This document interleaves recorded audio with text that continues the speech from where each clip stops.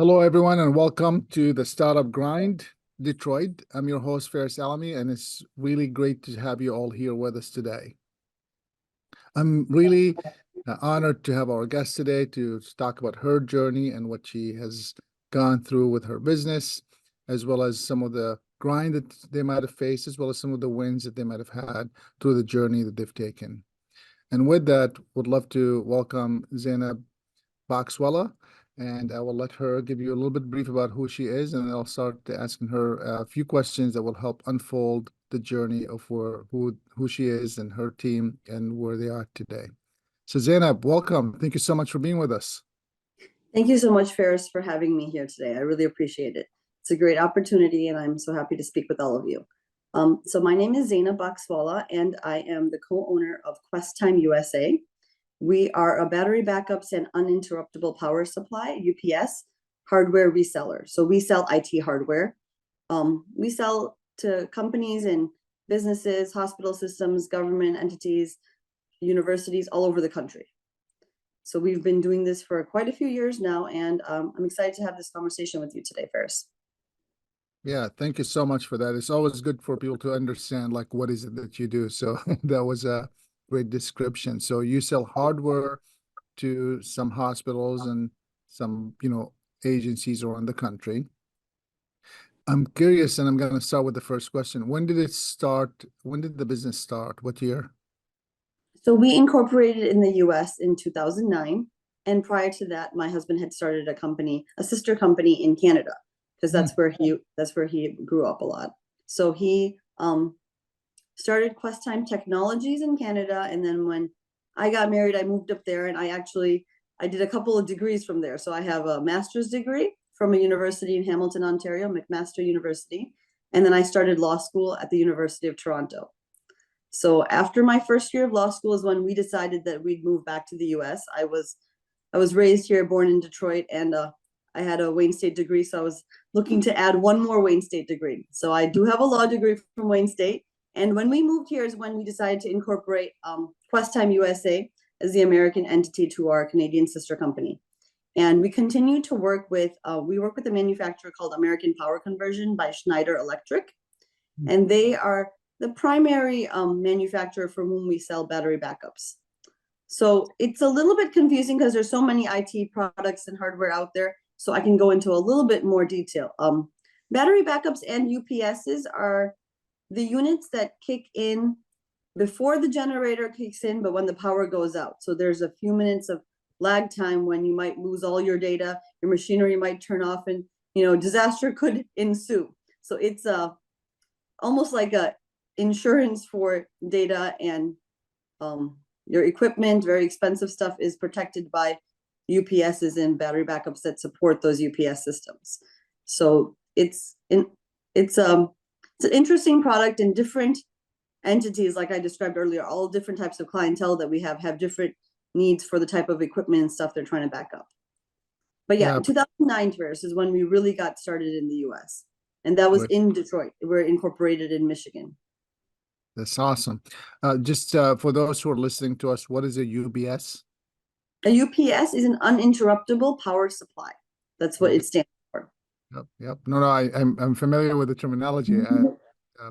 I've learned a while ago that a lot of times we get wonderful people who are joining that this might be their first time into such terminology or technology. So I try to, just open up the conversations by making sure that no one is wandering around in their mind. What is that? No, definitely. And like I was saying earlier, there's so many different types of IT hardware that it is very confusing, but it's a very particular type of power supply backup. Yeah. So I gotta ask, right? What is a lawyer having to do with such a business, right? So what got you into wanting to be in this business? So the business was something that my husband had been doing in Canada, and so when he came here, it was a natural progression for him to open a US company based on what he was doing in Canada. And I did pursue law for quite some time. I practiced as an immigration lawyer, and it actually came in handy for our company as well, because as we grew, we wanted to have some of our employees come from different places, Canada and other places. So we did apply for visas based on my immigration experience. So, but primarily for those first few years, I wasn't involved in the day-to-day operations of the company. I did get involved when it came to accounts management, HR, when we were doing recruiting. I played a role in, trying to find the right members to join our team over the years. And so as in terms of being a lawyer, the lawyer mindset and how to, how you think about things always plays a role in how you interact with any business. So even with my own, it was always a different perspective on, hey, maybe we could approach this a little bit differently. And the ways we organize things and think about things, I had an influence on that. But day to day, I was practicing immigration law and, working with my clients. And it wasn't until recently, post-COVID, that things changed for me. And I really stepped more into a full-time role with Questyme USA, even though it's always been, the family baby. I have 2 children, and this is the original first child, actually. Yeah, I mean, a business is a child in so many ways, especially if you take it as a metaphor, right? In the beginning, you got to nurture it and be around it and support it, and as it grows up to be teenager, hopefully it becomes somewhat independent. It has some systems in place that it could move on its own, and just with your support as a being there and just knowledge and things of that nature. That's great. So tell me a little bit more. So I think if I recall, 2020 is when you jumped in being full-time in the business, right? So it wasn't quite 2020. I did play a little bit of a bigger role in COVID. We were in Texas actually at that time. So because of the nature of our business, we're pretty flexible in terms of where we're located. So we had moved down to Texas and we were there for a few years, and COVID hit, and about 9-8 months into COVID, we had decided that we'd move back up to Michigan. So I was still practicing law. We had to close up our office space. It didn't make sense for us to have an office in Texas as we were planning that move and the transition. And so it was after we came to Detroit, I practiced immigration for a little bit longer, and then I transitioned fully into Questyme USA when there became more of an opportunity for me to set into the day-to-day and work with the operations of the company as things transformed from an in-person workspace to an all-virtual team. And we added a few more international team members, and the management and the way the company functioned, it changed a lot over the last few years, ever since COVID, because of the nature of the pandemic and how it changed people's lives, but also the way our team grew and lifestyle choices that we made as a family. And this is a family-owned business. So when we decided to move from Texas back to Michigan, our other team members kind of followed suit. Someone else moved out to California where they had family, and somebody else also moved to Michigan. So we all just kind of went back to a home base, and we regrouped. And the company never shut down in between. But what I mean by regrouped is we regrouped online, and we worked on changing those systems. We went from we had an in-office server actually, and now we have remote servers. And so we had to do a lot of different adjustments, even with the technology that we use. And that was a bit of a learning curve, Okay, well, if the power goes down, at the base where the server was in my home, if I lose power in my city, everyone loses power throughout the company. So we had to do a lot of changes to make sure that we were protected as well. Yeah, I mean, there's so much to unfold with the grind, let's just say, of starting the business and growing it, and then the whole COVID idea of the 2020 and the move with you moving from one location to multi locations and having to operate in a kind of remote / in-person activities. Got to be, maybe you could share some of these, one of the challenges that you face, which I know you mentioned one of them through the conversation here, which is, making sure that the power stays on while you're home working. Any other challenges that you guys face that you feel it's worth bringing up here to maybe help others who may be grinding as they're maybe starting or growing? Definitely. I mean, even with a virtual company, and from the very beginning, we've been a small family business, relatively speaking. And we grew in terms of the number of employees, but we always made sure that our systems were set up with a professional front. So we worked, our phone systems were always something that we went back and forth on, what we use, what systems we use, how we have kind of answering service we have, small things like a website with the proper, the proper web address, your emails, everything that gives you that the comfort of being behind a larger domain name, where you feel like you have an entity you can refer to. It makes you appear larger, but also gives you a certain amount of credibility and trust as you project yourself into the world. As a new company, you have, even when I was practicing law, for example, at that time I was quite young, and it was always difficult to make people understand that what you're talking about. You're a reliable source for information and for these important things that people need in their lives, whether it's IT hardware equipment or immigration advice. So I think sometimes setting up systems that support you, it automatically gives you the confidence to share the information, but it gives you the confidence where people don't, they see, oh, okay, you have this website, you have this email, you have a phone number. All of that adds legitimacy and comfort to the user on the other side. They're like, okay, well, we know where to reach this person. We know how to contact them. It's not just, a random person, so to speak. Yeah. So yeah. at the very beginning, that was, we were very careful about setting up all those systems. And then we worked with a lot of large distribution companies around the country. So our relationship with our vendors has been very important for us from the very beginning. And that's something that, we'd get on regular phone calls. My husband would get on conference calls. His team, the key team members, would speak to people at those different vendor companies very regularly to establish that long-term relationship. And all of that was remote. Even when we were in person, we didn't necessarily meet those people in person. It was always, the world is very small in the way that we can have this online Zoom meeting today first, and we can have this connection even though we're not in person. And that wasn't, I think that the nature of our business has always relied on that kind of remoteness. But before when we first started, we were a lot more phone dependent. I would say that people would transfer calls to us.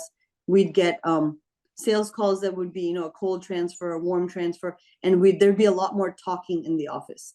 But over the years, you could hear the decibel level go down as people spoke less and typed more, with the emails, where people just wanted to text you your information, just send me an email.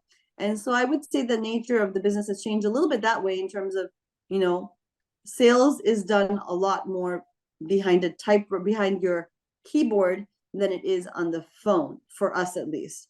And then other things to set up at the beginning, like I'm saying, the systems, how we saved our data, how we saved our systems with regard to accounting and managing that kind of the volume. As we grew, we had started with, a QuickBooks subscription that was smaller, but as we grew, we needed to keep adding that on. So we do have like an enterprise QuickBooks setup. And a lot of my friends will be like, well, there's that program that integrates with QuickBooks, but I'm like, that's QuickBooks Online. And we can't use that version because the amount of data we have in our system right now is, the enterprise level is the right fit for us. So at the beginning, it seems expensive and a bit burdensome when you don't know what you're going to need. But you want to start out with a system that's going to help you grow, something that's trustworthy and that enables you to keep adding onto it and building off of it. So yeah.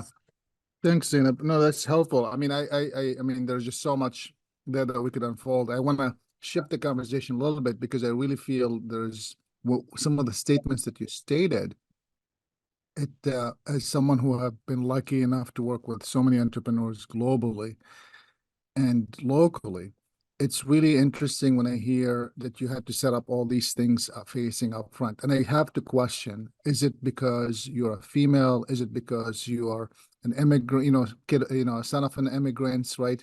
Because there are so many people that usually don't think about these things right up front, and they might be able to get away with some things without having to set up all this infrastructure that you might have to set up.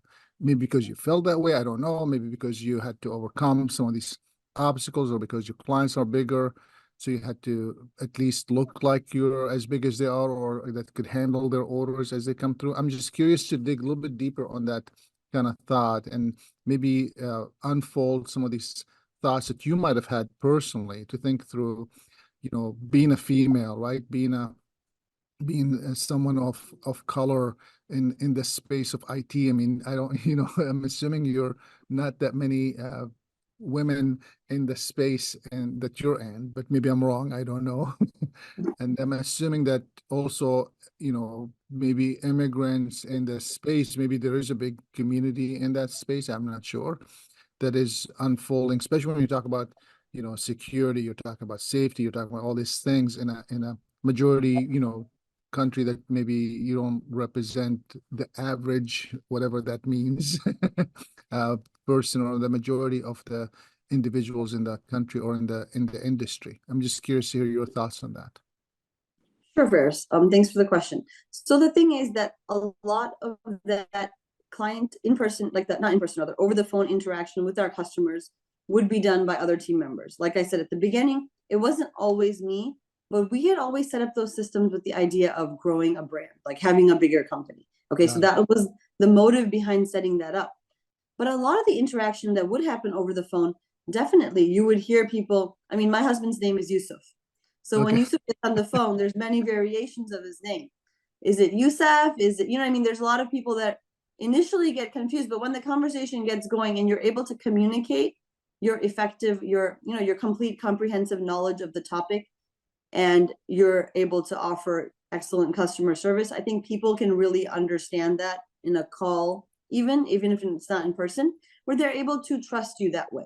And we've always valued communication. So even in our hiring process, I'm always looking for team members who can communicate effectively with people all over the US. Because it's very true. When you're speaking to people from different parts of the country, there's different accents that come in. And even though my English is pretty clear, in my opinion, people might just get thrown off by my name. You know what I mean? Like, oh, Zainab, where's that from? I've definitely had that happen. And then on my end, when I was practicing immigration law as a young female immigration lawyer, there were several times where I did have to, I had a big desk set up so that I had the official appearance of a lawyer. You know what I mean? I had a big desk. I had all the stuff that I needed, the big textbooks, the law books there. And it was because those made me feel comfortable in terms of representing myself. Like, hey, I know what I'm talking about. Not only is the degree on the wall representative of the fact that I know what I'm talking about, but initially, I think, and it was also just very much required when someone makes that first impression. Because when someone starts talking to you and they know you can help them and they understand from the words you're saying that you've got them covered, everyone relaxes. But setting up that front on the immigration side was definitely a bit of, I needed the stuff to make me feel comfortable in that role. But in terms of the IT business, it was always about growing a bigger company. And so that outlook was, from the beginning, it was about something bigger than what we're going to start with. So we have to think of those systems. And that a lot of that was, the brainchild of my husband. He was always like, okay, we're going to get this started so we can grow it. And it can appear to handle, like you're saying, handle everyone's orders. We used to sell, we do sell to home users sometimes who will buy a unit for their own personal computer. Yeah. But when we're selling to, very large hospital systems that are protecting their life-saving equipment, we're also equipped to do that. So there is a versatility that needs to be, that customers need to understand that you can do that. Both customers need to feel comfortable working with you, right? The home user sometimes that needs more hand holding and then versus the IT person at the IT department who knows what they want, or they'll ask you to spec out something. So I think that my team is always, communication has always been like a pillar of our work ethic, and our customer service has always been like, we're going to be very clear about our communication here. This is how we do this, and this is what we can do for you.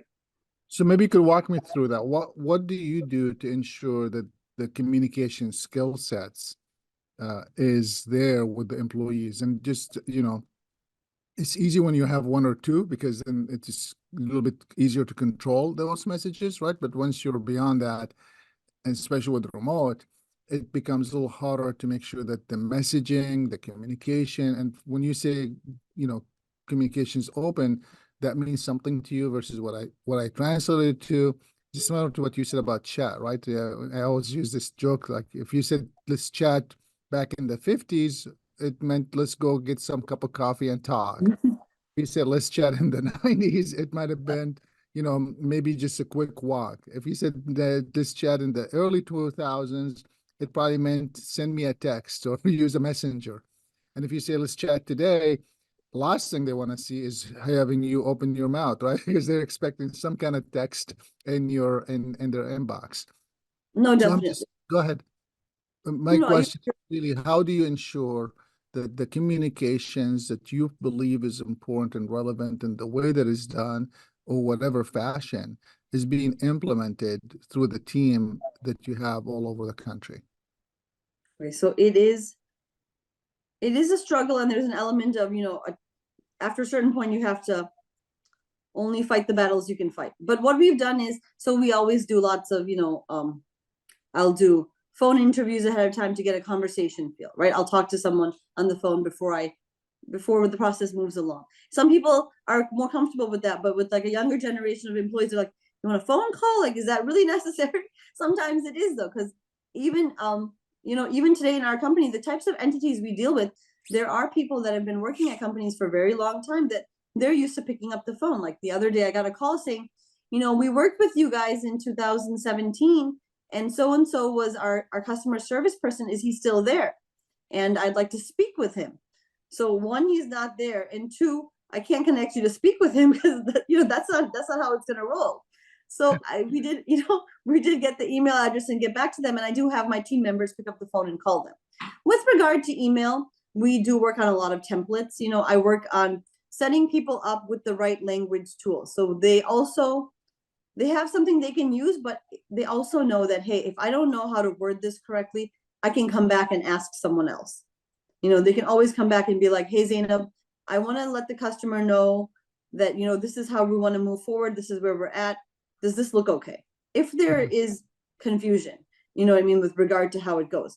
And like I said, it depends on when I'm hiring people, I kind of look for those skill sets to begin with. Like, like some people have a natural ability to communicate with people across all cultures, ages, genders, and that's an ideal fit, but you don't always find that.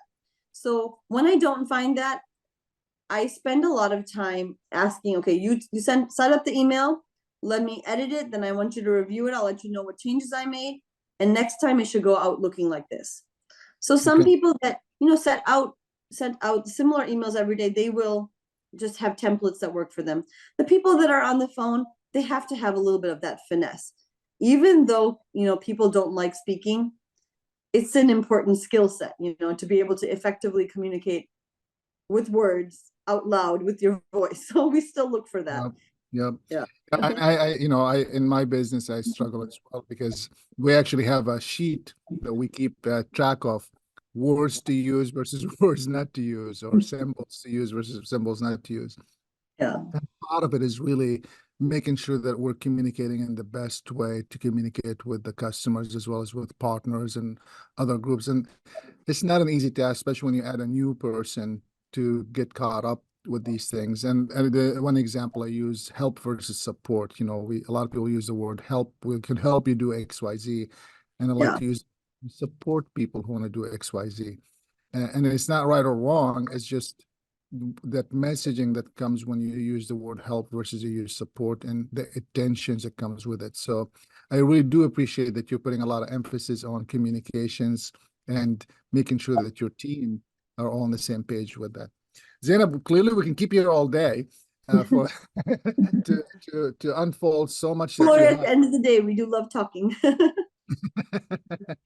But I wanna ask just a few questions about the future, because you've been doing this for a while. The business is growing, and it continues to grow. Where do you envision maybe next year, 2024, 20 just next year, maybe next 3 to 5 years, maybe 10 years, whatever vision you want to give me. It would be really interesting to hear now that you've been full force, full time in the business, and you've been there since the inception. Launching it, and you intentionally said you wanted to grow it. That was the intention of growing it. Where do you see it? Where do you want to end up seeing it? So right now, our company, we do the IT hardware sales part, right? Whenever you sell IT hardware of the type that we do, there is a maintenance requirement, there's a service requirements, and our customers are like us. They might want to move locations. So there is an element of service that I do want to add to our business, where we can be, a more of a full service provider with regard to the hardware that we currently sell. And then, in terms of our team, I like the people we work with. So I also like it when people take initiative and kind of, when we come back to, so with the way we get leads is we get new leads every year, but reaching out to those older customers and building more of a community around our company, a trusted brand name that people can come back to for this protection, but also for other IT needs as we grow as we grow into the future. That's where I'm hoping that's the direction I'm hoping we're going to take it. So right now, since I started joining full time, I set up a few systems that we can all, where we can all the whole company is on the same page with regard to where things are at, where the orders are at, where, what is moving along where. So I'm hoping to make it, a team growth where people's ideas come into play and we play it out. But the idea is to add a service element and build on our sales scope that we have based on our own customers, the customers that we've already serviced over the years. Love it. No, that's really interesting. I mean, so I could see how that could add value even to your customers, that they could count on you once you sell them that hardware, that you could service it for the next 1 to 3 to 5 years.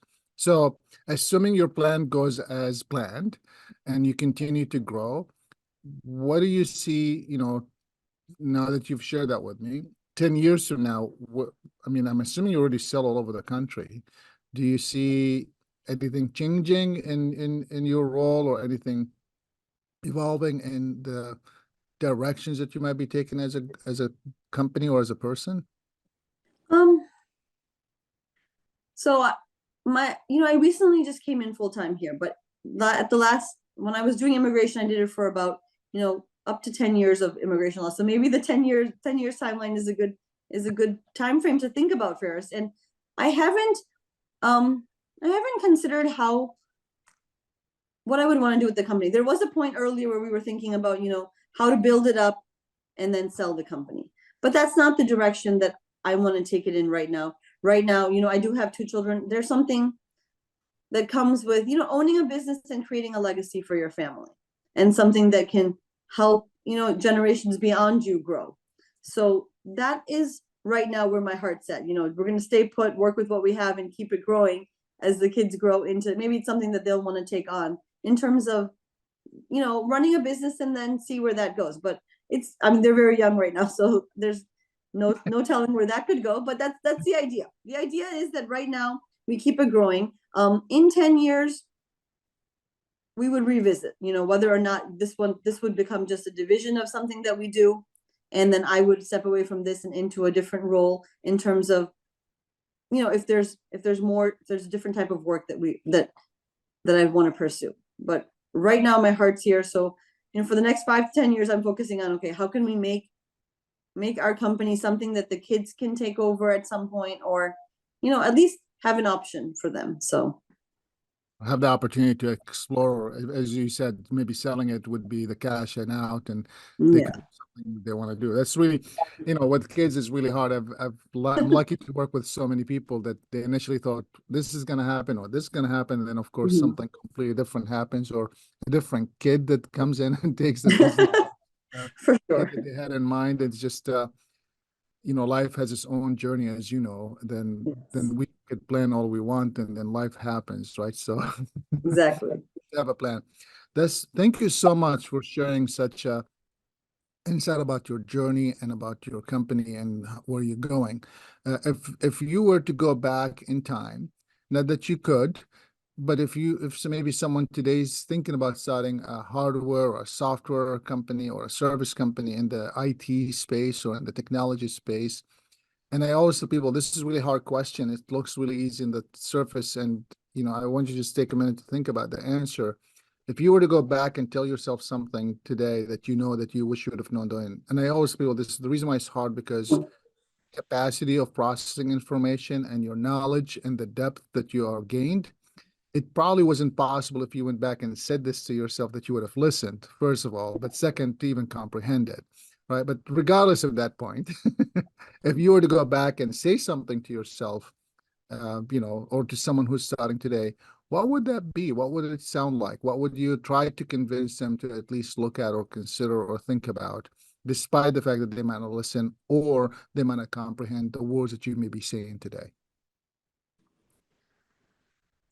That is a tough one, Ferris. You're right. It's tricky because, hindsight is 2020. But I think the importance of, building a support system, a community around you, knowing where you can go to when you have questions, and especially when it's business related questions, having a relationship with your bank that you trust, with the people who are setting up your software systems, people that you trust in your network. Okay, first of all, you need to know who to reach out to for any problems or any questions that you have in mind. And then on a separate note, people in your life that are already in business, if you don't have anybody in your life who runs a business, then you want to find a space where there's people with that entrepreneurial spirit, who are going to be like, no, trust yourself. You can do this. And then when you make small wins, you need to celebrate them. Celebrate those small wins. Sometimes we're always just waiting for the next big thing, that you forget about each of those small wins. And when you celebrate those small wins and you think about them, there might be more there that you can develop if you're not so quick to, be anxious about moving on to the next thing. So I would say kind of savor every win and think about it.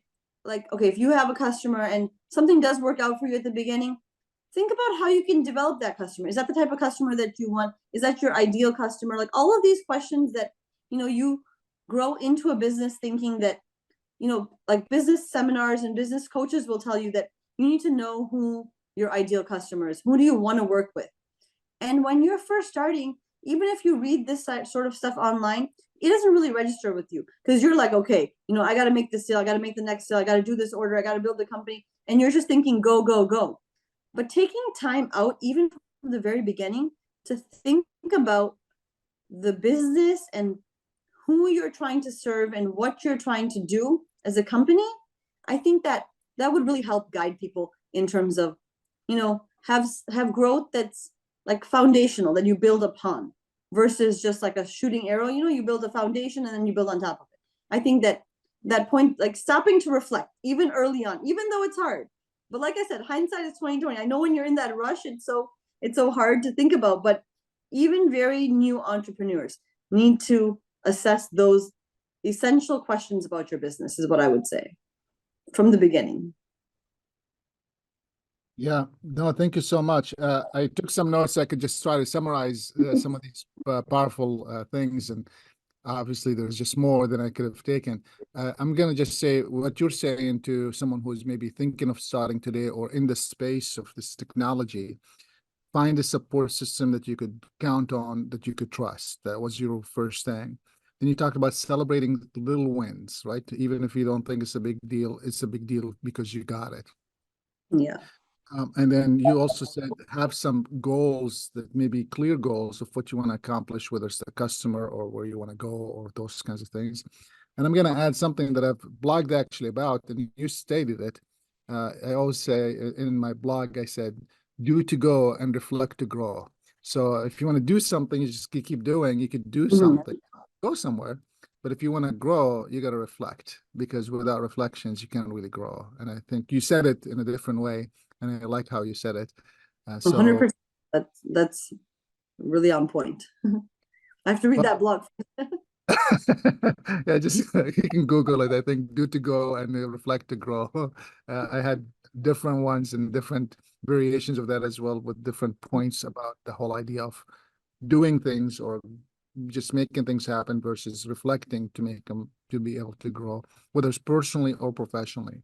I think reflection is the only one of the ways that could help you really grow in a meaningful way, because when you take the time to understand what happened, not necessarily that it's true, but from your perspective, then you could at least start tackling what you could potentially able to change from yourself, because you can't change the world without changing how you see it and what you could do towards it. Anyway, Zainab, it's been an honor. I really appreciate you making the time, sharing your insights. I think this is great for those who are, not only in Detroit, because as you know, Startup Grind Detroit it's a chapter here, but this is a national and international platform that others could also listen to and hear from and maybe hopefully connect with you. And I really appreciate you making the time to be here and sharing your personal journey and your business journey with us and sharing those insights and being, open about the conversation. Thank you so much for your time and for your insights. Thank you so much for having me, Ferris. I really appreciate it. And definitely, I look forward to meeting more people in this community and learning and growing with everyone. It's always a learning opportunity. So I appreciate your time, Ferris. Thank you for the opportunity. For those who are joining us, thank you so much. I'm Ferris Alamy, the director of Startup Grind Detroit and the founder of International Strategic Management. Thank you for being with us. Good day.